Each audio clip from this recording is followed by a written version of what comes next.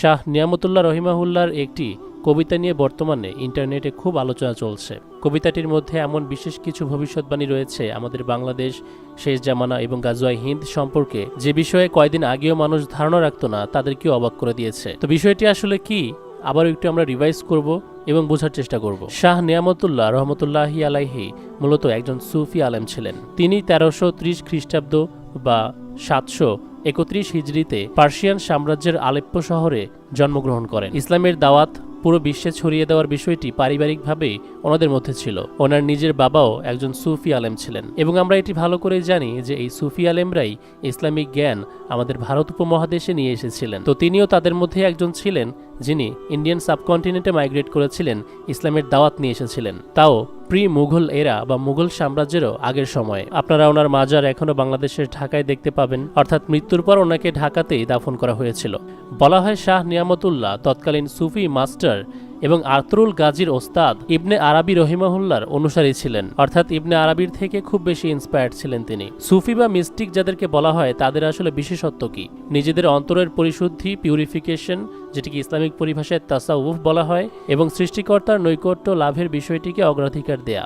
Materialistic জগৎটাকে সাইডে রেখে spiritually নিজের অন্তরকে শুদ্ধ করে আল্লাহ তাআলার নৈকট্যে নিজেকে নিয়ে যাওয়া এখানে মুখ্য, এবং এই বিষয়টিকে এখন যারা যেভাবে প্রচার করে সেটা দুঃখজনকভাবে খুবই বিকৃত। তো যাই হোক, এবার আমরা শাহ নিয়ামতুল্লাহ রহিমাহুল্লাহর কাসিদা বা ওনার কবিতার বিষয়ে আসি। ওই সময়টিতে যেহেতু কবিতার চর্চা খুব বেশি দেখা যেত, শাহ নিয়ামতুল্লাহ ওনার দেখা ভবিষ্যৎ নিয়ে কিছু ঘটনা কবিতার স্টাইলে লিপিবদ্ধ করেন। ইংলিশে যেটিকে আমরা ভিশন বলি, অর্থাৎ ভবিষ্যতে কি ঘটতে যাচ্ছে সেটা আগেই স্বপ্নের মধ্যে দেখে ফেলা।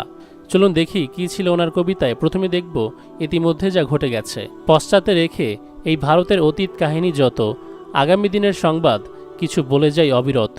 ভারত এবং বাংলাদেশ পুরোটা নিয়েই উনি কিছু বলবেন। দ্বিতীয় দৌরে হুকুমত হবে তুর্কি মুঘলদের, কিন্তু শাসন হইবে তাদের অবিচার জুলুমের। দর হলো একটি সময়কাল, আর এখানে তুরস্ক অর্থাৎ অটোমান এম্পায়ারের কথা বলা হচ্ছে। ভোগীয় বিলাসে আমোদ প্রমোদে মত্ত থাকিবে তারা, হারিয়ে ফেলিবে স্বকীয় মহিমা তুর্কি স্বভাব দ্বারা। এটাও সত্য যে তুরস্করা জাতীয়তাবাদ নিয়ে খুব সিরিয়াস ছিল, পাশাপাশি ভোগ বিলাসের কারণে নিজেদের শক্তি সামর্থ্য হারিয়ে ফেলেছিল। যদিও বা উভয় মুঘল সাম্রাজ্য এবং অটোমান এম্পায়ারে আল্লাহওয়ালা মানুষ ছিলেন, তবে প্রকৃত ইসলামিক আইন কানুন থেকে অনেকে দূরে সরে গিয়েছিলেন। আর আল্লাহ তাআলা তো বলেছেনই, মুসলমানেরা ইসলাম থেকে দূরে সরে গেলে তাদের উপর জালেম শাসক নিয়োগ করে দেওয়া হবে। তাদের হারায়ে ভিন দেশি হবে শাসন দণ্ডধারী, আকিয়া বসিবে নিজ নামে তারা মুদ্রা করিবে জারি। এখানে ইংরেজদেরকে বোঝানো হয়েছে মুদ্রার মাধ্যমে তারা কিভাবে বিশ্ব শাসন করত এবং করছে সেটাও এখানে বলা আছে। এরপর হবে রাশিয়া জাপানের ঘোরতর এক রণ, রুশকে হারিয়ে এ রণে বিজয়ী হবে জাপানিগণ। শেষে দেশ সীমা নিবে ঠিক করে মিলাইয়া উভয় দল, চুক্তিও হবে কিন্তু তাদের অন্তরে রবে ছল। আমরা ঊনবিংশ শতাব্দীর জাপান এবং রাশিয়ার যুদ্ধের কথা জানি, পরবর্তীতে ওরা বর্ডার নিয়ে চুক্তি করেছিল। ভারতে তখন দেখা দিবে প্লেগ, আকালিক দুর্যোগ, মারা যাবে তাতে বহু মুসলিম, হবে মহা দুর্ভোগ। 1898 থেকে 1908 পর্যন্ত এই প্লেগ বা মহামারী ছিল। এরপর পরই ভয়াবহ এক ভূমিকম্পের ফলে জাপানের 1/3 যাবে হায় রসাতলে। 1944 সালে জাপানের টোকিও এবং ইয়াকুহামায় এরকম ভূমিকম্প হয়েছিল।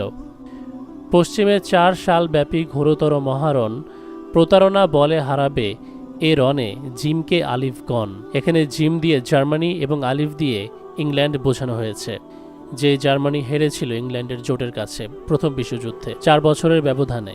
এ সমর হবে বহু দেশে জুড়ে অতীব ভয়ঙ্কর, নিহত হইবে এতে 1,30,00,000 নারী নর। ব্রিটিশদের একটি তদন্ত প্রতিবেদনে প্রথম বিশ্বযুদ্ধে 1,31,00,000 মানুষ মারা যায়।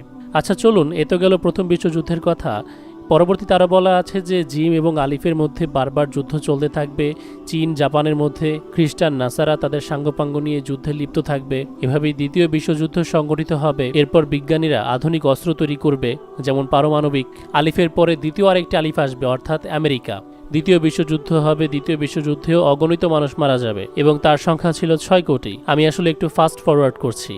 আচ্ছা, 21 নম্বর প্যারায় বলা হচ্ছে, মহাধ্বংসের এই মহাশর অবসানে অবশেষে নাসারা শাসক ভারত ছাড়িয়া চলে যাবে নিজ দেশে, কিন্তু তারা এ দেশবাসীর মনের মধ্যে বিষাক্ত বীজ বুনে যাবে। এটা বলা হচ্ছে ব্রিটিশদেরকে বোঝানো হয়েছে, যারা আমাদেরকে শাসন করত।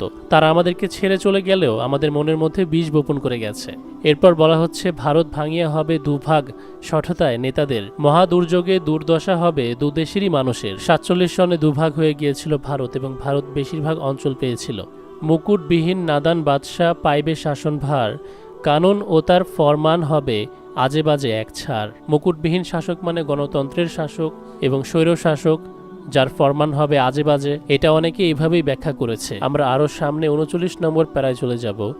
হত্যা ধ্বংসযোগ্য সেখানে চালাইবে তারা ভারী, ঘরে ঘরে হবে ঘোর কারবালার ক্রন্দন আহাজারি। বিষয়টিকে অনেকেই কাশ্মীরের হিন্দু মুসলিম দাঙ্গার সাথে মেলায়। 40 নম্বর প্যারা, মুসলিম নেতা অথচ বন্ধু কাফেরের তলে তলে, মদত করিবে ওরি কেশে এক পাপ চুক্তির ছলে। প্রথম অক্ষরে থাকিবে সিনের অবস্থান, শেষের অক্ষরে থাকিবে নুন ও বিরাজমান। ঘটিবে তখন এসব ঘটনা মাঝখানে দু ঈদের, ধিক্কার দিবে বিশ্বের লোক জালিম হিন্দুদের। এই লাইনটি যার নামের সাথে মেলানো হয়েছে সে হচ্ছে আমাদের দেশের সাবেক প্রধানমন্ত্রী, যার নামের শুরুতে রয়েছে শিন এবং শেষে নুন, মানে শেখ হাসিনা।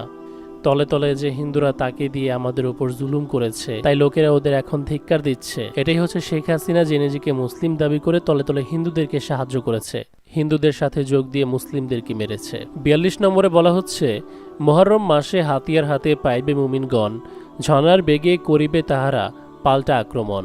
এখন মজার বিষয় হচ্ছে আমাদের দেশে স্টেপ ডাউন হাসিনার আন্দোলন যখন শুরু হয় সেটি ছিল মুহররম মাস, এবং এই সময়ই পাল্টা আক্রমণ হয়েছে এদের উপরে। এর আগে কখনো এভাবে এমনটা হয়নি, যার কারণে এবার বিপ্লব এসেছে। সৃষ্টি হইবে ভারত ব্যাপিয়া প্রচণ্ড আলোড়ন, ওসমান এসে নিবে জিহাদের বজ্র কঠিন পণ। সাহেবে কিরান হাবিবুল্লাহ হাতে নিয়ে শমশের, খোদাই মদতে ঝাঁপিয়া পড়িবে ময়দানে যুদ্ধে।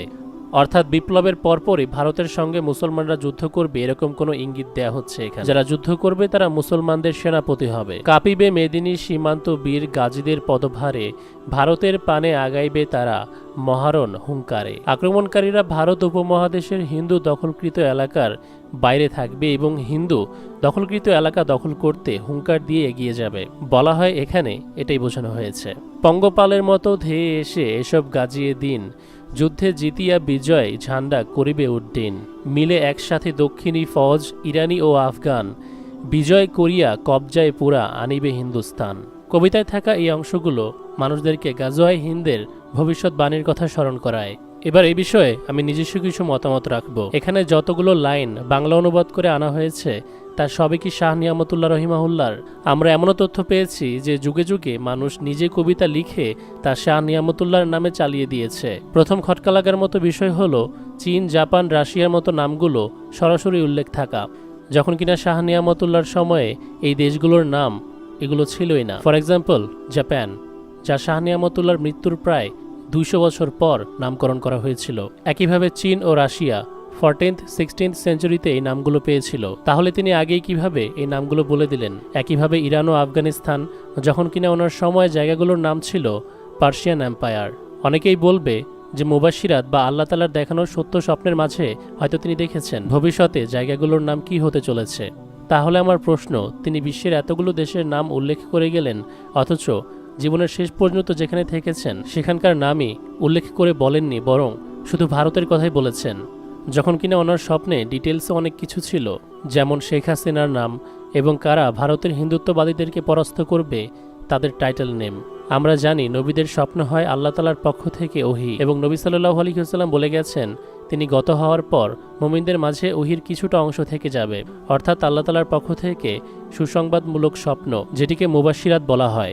আমি নিজেও মুবাশশিরাত বা এই ভিশন দেখার বিষয়টিতে বিশ্বাসী, কারণ আমার নিজের সাথেও এমনটা ঘটেছে। আমি বিশ্বাস করি আগামী দিনে কি ঘটতে চলেছে সে বিষয়ে প্রতিটি সিনারিও ডিটেলসে দেখা সম্ভব। তবে কবিতাগুলো সম্পর্কে আমার মনের মধ্যে এই প্রশ্নগুলো কাজ করেছে। বিষয়টি নিয়ে আমি আরও ঘাটাঘাটি করে দেখেছি শাহ নিয়ামতুল্লাহর নামে ইতিহাসে অনেকেই অনেক রকম কবিতা ভবিষ্যৎবাণী বলে চালিয়ে দিয়েছে। তার মধ্যে একটি ছিল হায়দ্রাবাদের ডেক্কান হিন্দুস্তানের সঙ্গে বিজয় লাভ করবে, যার ইতিহাসে বিপরীত ঘটনা আমরা দেখতে পাই। হিন্দুস্তান উল্টো হায়দ্রাবাদকে দখল করে এবং এরপর থেকে এই কবিতাটি আর প্রচার হয়নি।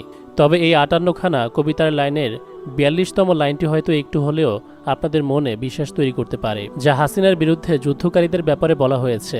শিন এবং নুন যার নামে রয়েছে তার বিরুদ্ধে যুদ্ধ করার জন্য মহররম মাসে হাতিয়ার হাতে পাইবে মুমিনগণ। এবং আমরা জানি হাসিনা বিরোধী মূল আন্দোলন শুরু হয়েছিল মহররম মাসেই। আমি যে আর্টিকেলটি নিয়েছি তা 2018-তে লেখা, অর্থাৎ রিভলিউশন চলে আসার পর যে কেউ গিয়ে লিখে দিয়েছে তেমনটা নয়। এবং আরও বলে দেই, এই কবিতার ব্যাপারে বা এই কবিতায় যে শেখ হাসিনার নাম উল্লেখ আছে তা আমি 2019-এই জেনেছিলাম, যা সেই সময়টিতে আমি প্রকাশ করিনি। যাই হোক, আমি পজিটিভ নেগেটিভ দুই ধরনের বিষয়ই তুলে ধরার চেষ্টা করেছি, বাকিটা আপনারা নিজেরা বিবেচনা করুন। আজকের জন্য এতটুকুই। আল্লাহ হাফেজ।